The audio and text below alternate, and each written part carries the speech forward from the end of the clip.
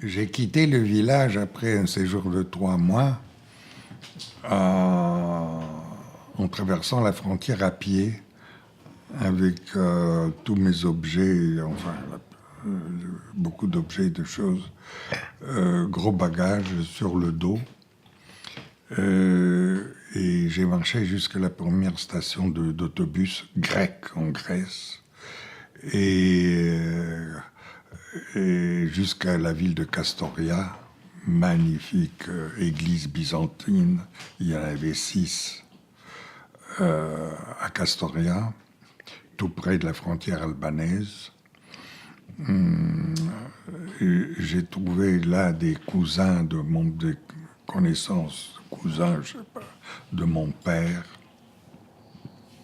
Et je leur ai demandé où était le village de Koumanichevo, où était né mon père. Alors, ils m'ont guidé. Il était à 5 kilomètres de Castoria. J'ai vu de vieilles personnes qui se souvenaient très bien de mon père. Il l'appelait le franc-maçon. Parce que, parti à Istanbul, il est devenu commerçant très prospère et les paysans se disaient que c'est impossible de réussir comme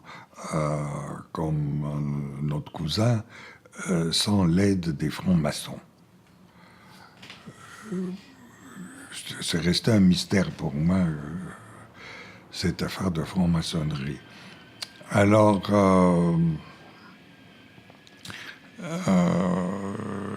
j'arrive en Grèce, je prends l'autobus jusqu'à Athènes, où m'attendent mes parents, et on passe quelque temps ensemble, et de là, je prends le bateau pour Montréal.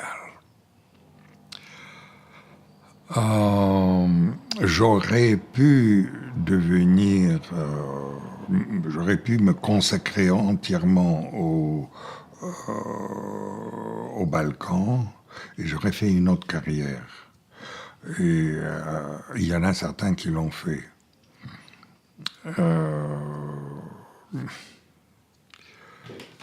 Ils l'ont fait.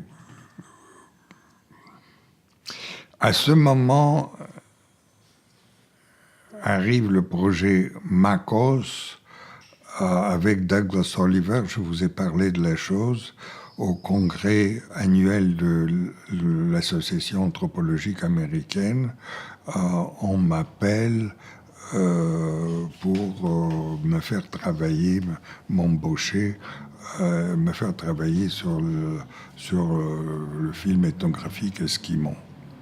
J'ai raconté ça, pas besoin de revenir en arrière.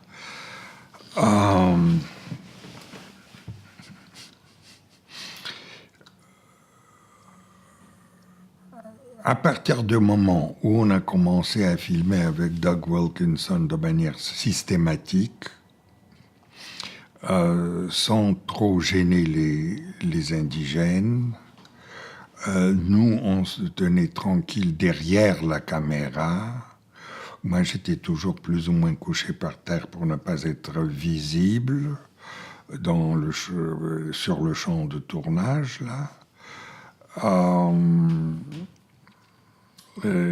J'avais vite compris qu'il s'agissait d'un travail très important. Il y avait beaucoup de gens à Montréal et à New York et ailleurs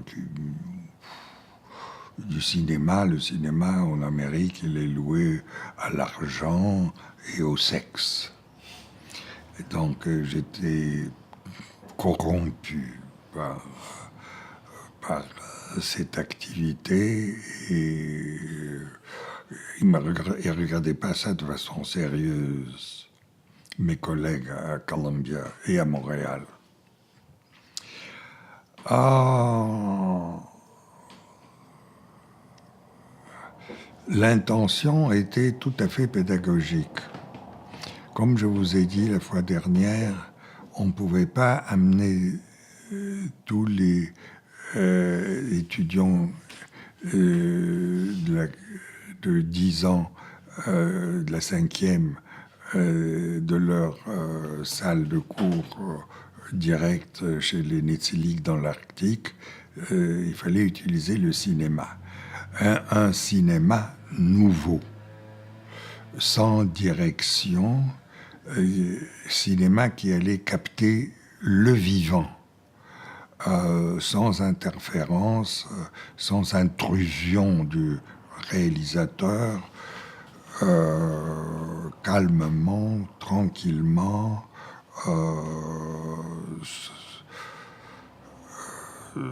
sans diriger, pour ainsi dire, sans directeur, réalisateur.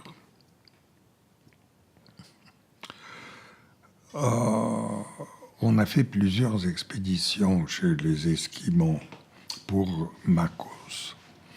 Le film devait être utilisé dans les classes scolaires aux États-Unis. Il y avait tout un cours qui était préparé avec photos, écrits, exercices, etc. Mais surtout, les ingénieurs avaient inventé une machine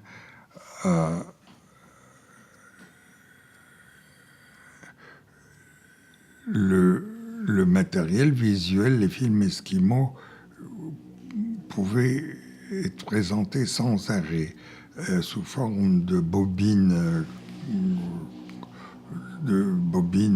avec le film dessus, sans qu'on arrivait au bout et on recommençait automatiquement. Et les enfants devaient plonger là-dedans, dans ce matériel, pouvaient poser des questions au professeur, qu'est-ce que c'est ci, qu'est-ce que c'est cela, mais l'essentiel était pour eux de comprendre par eux-mêmes, en visionnant de façon répétée le film. C'était ça qui était très important, en répétant le film, à découvrir son sens, le sens du film et la stratégie des Esquimaux, par exemple. Dans le film sur la chasse au caribou,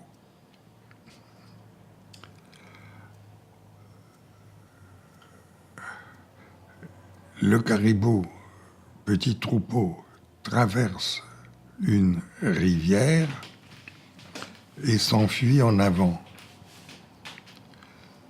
On entend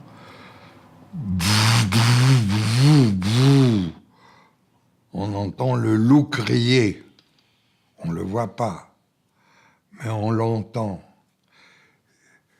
Donc, les caribous, ils fuient le loup en avant. Ils traversent la frontière, la rivière, et ils fuient en avant. C'est eux qui doivent découvrir ces actions, le sens de ces actions. Ils n'ont pas de livret auquel se référer.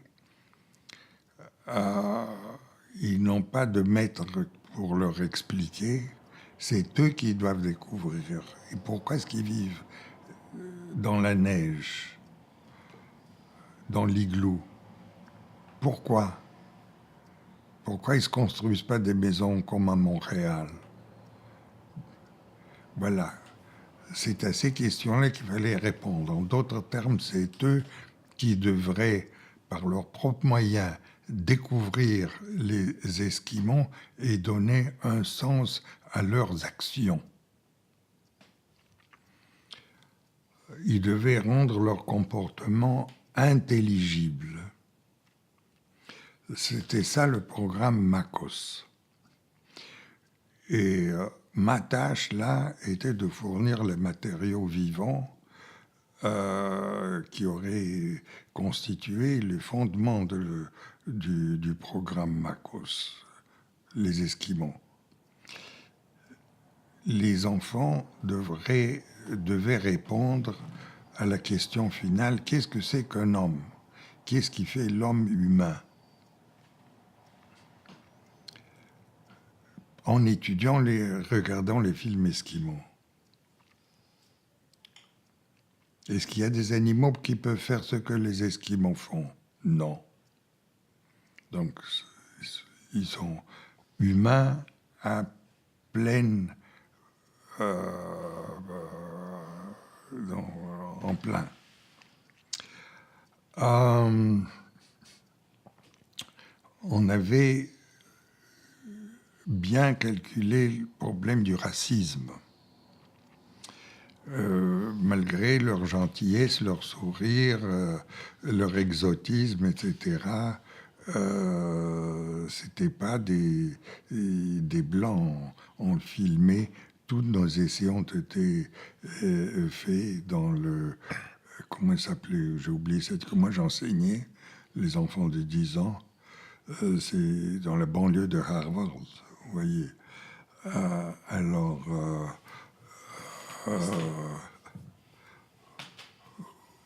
on ne pouvait pas montrer l'ébauchement des primitifs noirs parce que immédiatement, s'ils étaient noirs sur l'écran et primitifs, ceci collait trop bien. Vous voyez, noir et primitif. On ne voulait pas ça. On était très contents que les Esquimaux étaient blancs. À un certain moment, on avait fait Haïti Magnac. On avait pas Haïti Magnac, son frère. Enfin, j'ai oublié. On lui fait enlever dans l'igloo la chemise, l'anorak là, et il sort tout blanc, mais blanc comme la neige autour, blanc comme ça. Voilà un primitif blanc. Vous voyez les enfants, il n'y a pas que les nègres qui sont primitifs, il y a des blancs aussi qui sont primitifs. Il y avait des affaires comme ça. En tous les cas, on avait exclu, dès le début, on avait exclu l'ébauchement parce qu'on avait du matériel précieux de haute qualité sur l'ébauchement, shooté par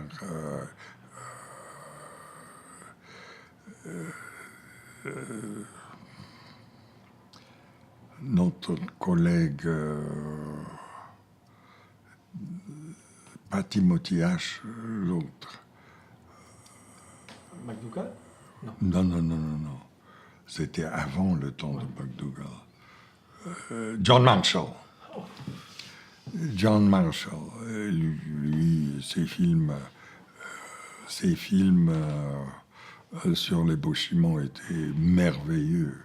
De loin, c'était l'homme le plus sensible et le plus fort parmi le jeune groupe là qui s'était formé.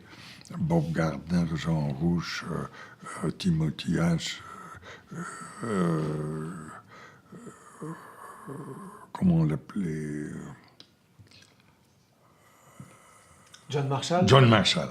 John Marshall et moi, on formait une petite équipe là, et encore il y avait le collaborateur de Bob Gardner.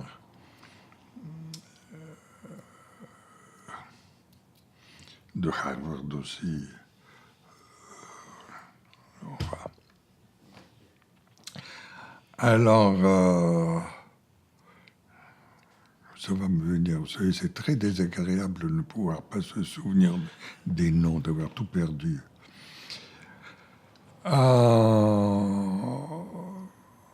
Donc, pas de noir, là. Défense de présenter, parler de noir, uniquement des primitifs blancs. On accepte.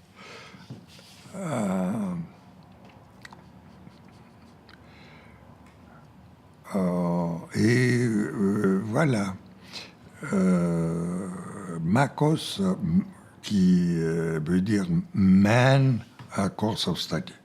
L'objectif était d'expliquer ce que fait l'homme, quelles sont les caractéristiques principales de l'homme, les attributs principaux de l'homme. Comment est-ce qu'on peut le comparer à des animaux? On avait une première section dans le cours sur des animaux. La mouette, on avait étudié la mouette, le caribou, le loup, encore 2-3 animaux. Je crois le ptarmigan, mais je ne suis pas certain. Pour le loup et le caribou, je suis certain. Et la mouette. On a utilisé des fonctions abstraites comme structure et fonction. Elle sert à croire les ailes de la mouette. Leur fonction est de faire voler la mouette d'un endroit à l'autre pour qu'elle cherche mieux sa nourriture. Oui, on a donné des explications toujours par rapport au concept fonction et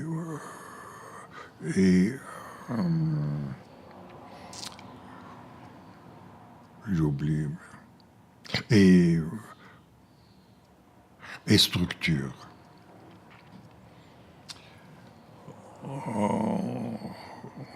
On avait fabriqué des modèles squelettes pour des animaux pour illustrer la notion de structure, par exemple, etc. L'équilibre du loup qui courait après le gibier, etc. Qui faisait partie, n'est-ce pas, de sa structure. Un cours fort savant. Notre objectif, comme Brunner, l'auteur du cours, le proclamait à haute voix, quand on lui reprochait de vouloir faire des petits philosophes des enfants de Boston, lui il répondait: c'est précisément ça qu'on veut. On veut les faire des petits philosophes. Il répondait exactement ça. On était très loin de l'école Saint-Benoît à Istanbul, où j'apprenais le français. Je vous ai raconté les examens qu'on venait de passer. Très différents, très différents. Des écoles turques n'en parlant pas. J'ai lu récemment ici des choses sur les écoles turques de l'époque. C'est extraordinaire.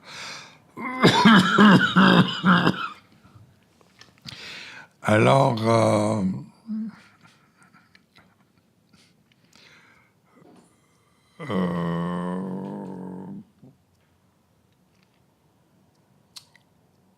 il fallait continuer. On était en train de terminer Makos. Makos était commençait par être distribué dans je ne sais combien de milliers de classes.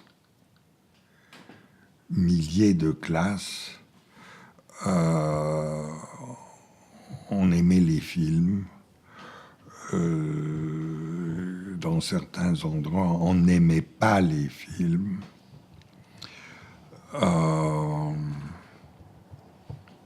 Mais la réaction négative, elle est venue du sud, du Bible Belt.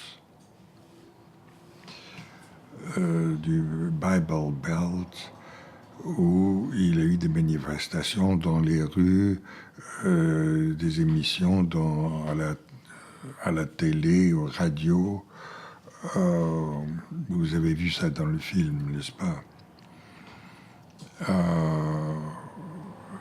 Il y avait avec beaucoup de haine les milieux conservateurs du Sud, surtout l'Église baptiste.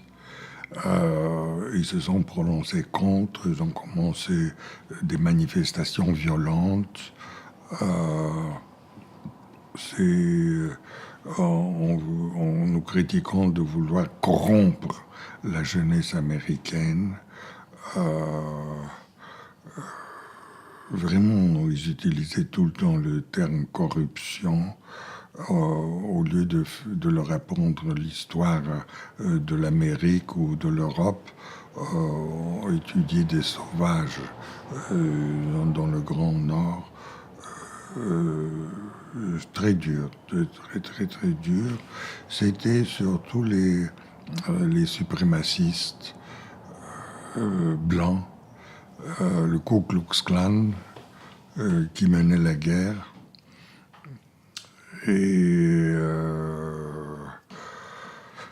Et moi, je me suis trouvé pris là-dedans parce que moi, je passais pour être l'auteur du film.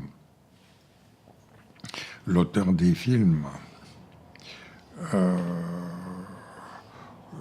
Jusqu'à présent, les films ça a été publié dans le New York Times. Ils étaient en noir et blanc et il y avait une certaine distance, une perspective dans l'auditoire qui faisait qu'on pouvait mieux juger les films. Mais maintenant, ces films sont en couleur naturelle. Every day it is life and it is violence and death.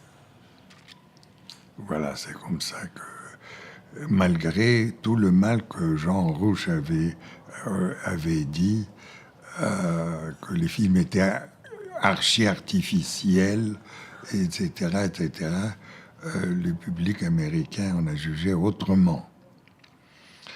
Le Congrès américain a immédiatement coupé tous nos fonds parce qu'on avait installé entre-temps 20 unités de formation des professeurs, parce que les professeurs eux-mêmes ne connaissaient rien aux Esquimaux.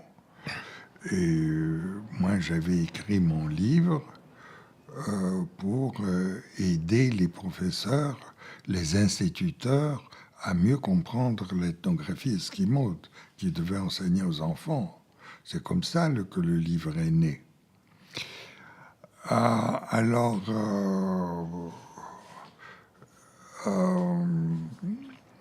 Et le public était grand, il y avait 400 000 étudiants, quelque chose pareil, vous avez vu sur le film, là. Tout simplement, le Congrès a pris la décision de couper nos fonds. Les 20 instituts que nous avions créés ont dû être fermés. Et moi, de grand pontife réformateur que j'étais devenu, me voilà de retour à Montréal, chez Gilles Bibeau et tous nos chers collègues là. Voilà. C'est comme ça que ça s'est terminé. Pas tout à fait, parce que la télévision, les films ont passé à la télévision. Les télévisions, ils ne sont pas bêtes. Les gens les plus intelligents aux États-Unis, ils se trouvent dans les médias. Dans les médias, il faut les chercher. Ils ont commencé la distribution dans les salles de cinéma et à la télévision, évidemment. Et là, en grand, il y a eu près de 200 émissions de télévision selon les statistiques de l'ONF. Plus de 200, mais il y a longtemps de ça. Maintenant, c'est peut-être 400, je n'en sais rien. Je vous ai parlé en Éthiopie. Moi, j'étais en Éthiopie, et puis c'est de là qu'ils m'ont tiré pour organiser un film de télévision des Esquimaux. Bref, dans les médias, grand succès. Grand succès aussi dans les festivals de filmatographiques. Et il commençait à y en avoir. Quoique les films n'ont jamais passé en France tant que Rouch était vivant. Jamais. Jamais.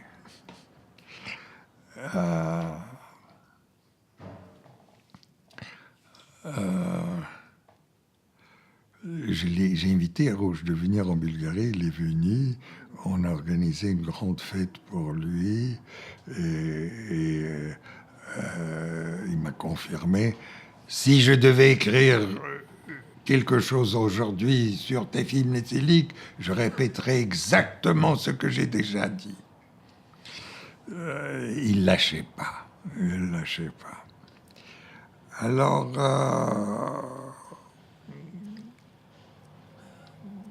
la Macédoine, on a parlé, les néthyliques, ça va continuer. Moi, vu le succès énorme des films néthyliques, je me dis, il faut continuer le deuxième chapitre de Makos. L'ambition de Douglas Oliver, l'ethnologue, pas Brunner, qui était psychologue, mais de Douglas Oliver, qui était directeur de l'anthropologie à Harvard, il disait qu'il faut que son rêve était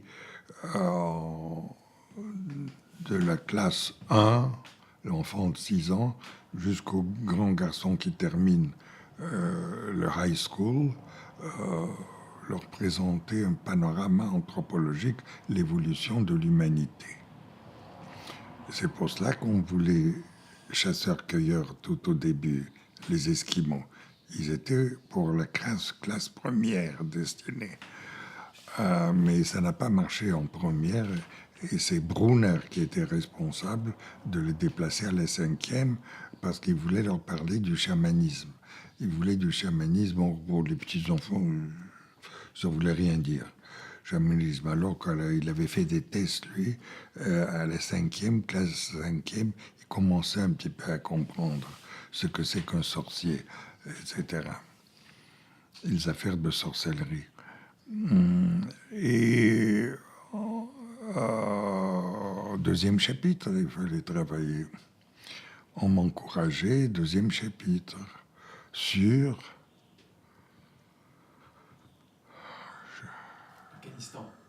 Oui, sur éleveurs nomades, mais en relation avec l'agriculture, début de l'agriculture et début de l'élevage, domestication des animaux et début de l'agriculture au Proche-Orient.